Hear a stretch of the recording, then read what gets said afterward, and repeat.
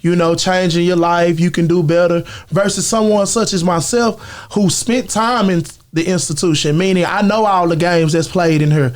I've been an active participant in introducing contraband into facilities, into initiating game banging, into initiating heart checking this guy. I really come from that. So them taking a chance on letting me back into the institution is kind of like, well, we got to make sure this guy's not running no con.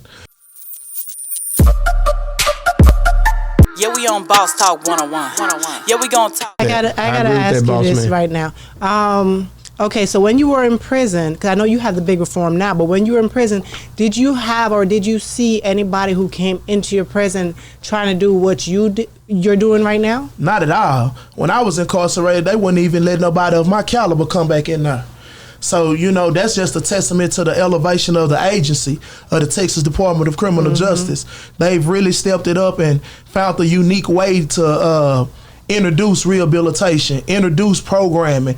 That's just a testament to the leadership within the agency as far as allowing individuals with lived experience such as myself to be able to come back in and impact them. Right. Because it's the truth of the matter is someone with lived experience has a better shot at impacting them than, say, the warden.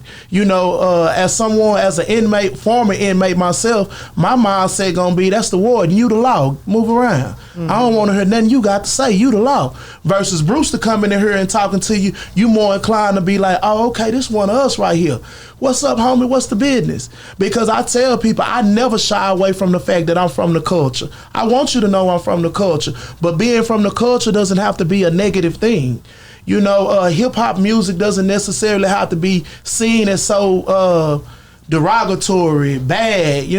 For me, I love hip hop, right? And that's why I go into the institutions like, you can have all this, bro. That don't mean that you a criminal or that you doing something wrong or bad, But I most definitely want to attest me being able to impact the institutions around the country to the leadership and the administration, and them being able to see the vision in which I've been trying to bring to the table, because what I'm doing is different. It is unique, and it's a chance that they've taken, right. And it's been working in our favor. And since you broke through the door like how you did with creating this, have you seen other organizations actually step up to try to do what you're doing now, to try to, because there's so many prisons around, right. And there's so many cities and states that you can't touch everybody and stuff like that. So have anybody else stepped up and said, okay, I'm going to do this over here and I'm going to do that over here and stuff like that? So we've always had volunteers to be able to come in, you know what I'm saying? But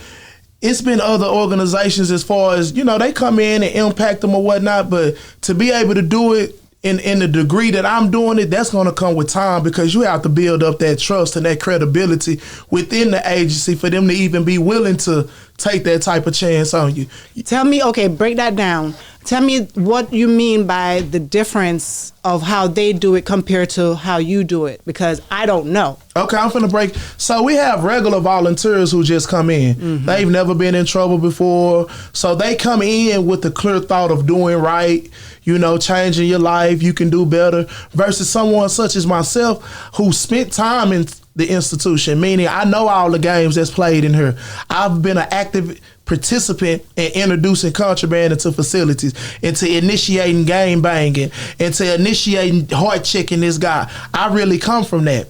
So them taking a chance on letting me back into the institutions is kind of like, well, we got to make sure this guy's not running no con.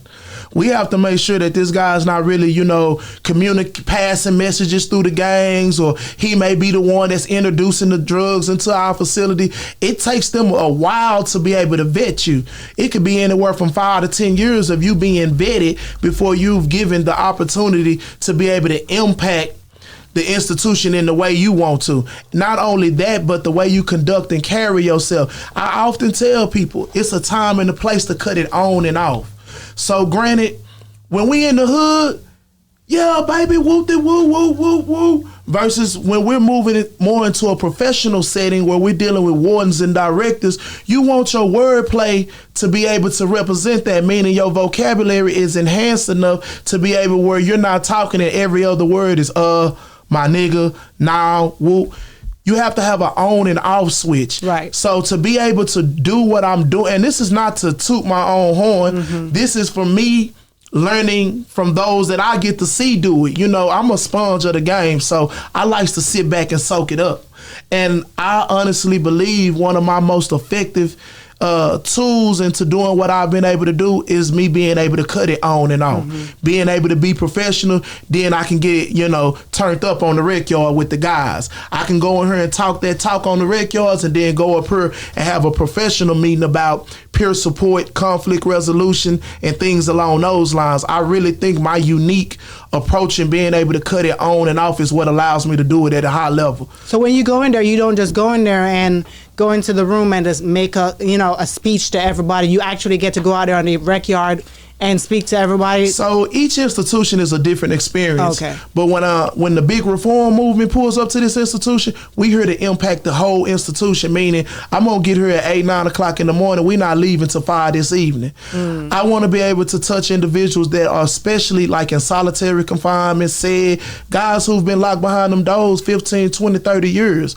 I can't express to you what it means for somebody to come back there to that SEG who ain't seen a Miss Jamaica in 20 years. To see Miss Jamaica standing at that door, I can't express the motivation and inspiration that it's going to give that guy that's sitting behind them doors. So when I go to the institutions, I understand the importance of going to SEG. I understand the importance of really sitting down and having a real conversation with you. I understand the dynamics of what's really taking place in the institution because I was in there. So I'm able to impact it in a way that a regular person who's never done this before, you're not going to be able to go in here and impact them the way Brewster can. You don't have the same experiences as I do. And then I got to ask you, I got to ask you this. So I know you've been to many institutions with a big reform. Are there, although you're vetted with some, are there some that you still can't get into? Have you like tried and not been able to get into? Nah. Relationships are worth more than money. We often hear that, but I don't think people understand the value of it. And the first time I ever made some real money, it came from me being willing to do more than what the job is required.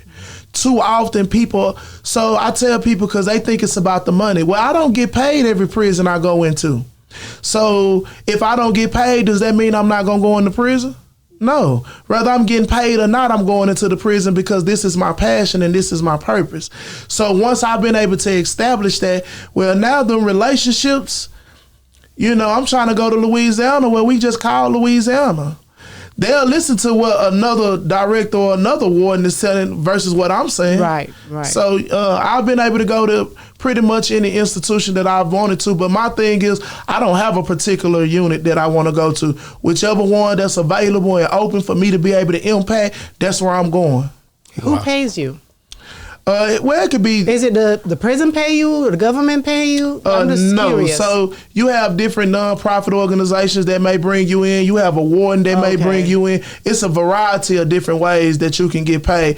But it won't be from the government or none like how people be thinking. Yeah. It's not gonna go like that. Okay, I was just curious. Yeah, we on Boss Talk 101. Yeah, we gonna talk.